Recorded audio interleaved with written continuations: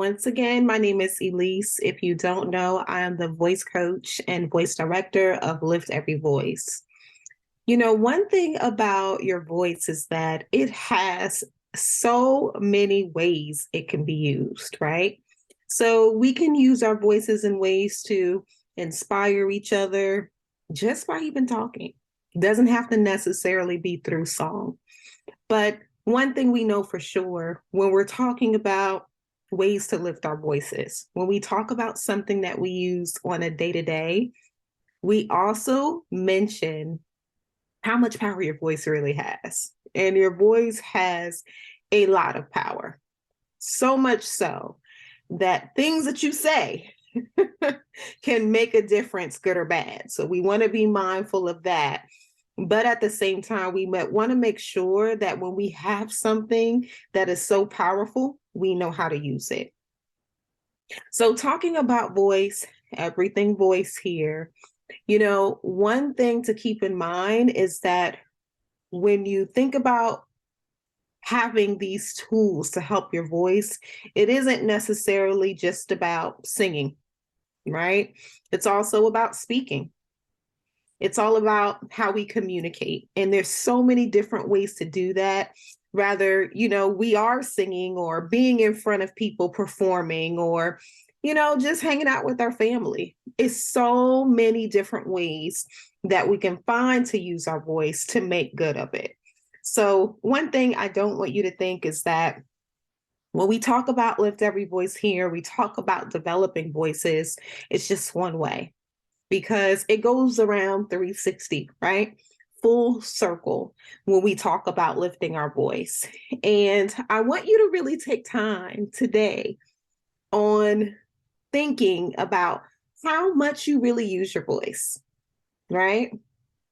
On a day-to-day, how much do you really use your voice? What that looks like, what it sounds like.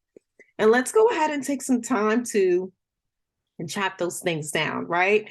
Because when we are aware of what we have and how we use it, it's then going to make sense to us on the things that we need to do to keep up with it. I mean, if you think about it, if you've been using your voice, now I'm just saying, talking, you know, even from when you were coming out the womb, the cooing of the goo-goos and the gagas and you know, there was no particular way on how you should say that, right? But if you think about it, how long have you really been using your voice? So then taking the time to really understand your voice, knowing exactly how to use it is going to be one of the benefits here of getting what you need to go further.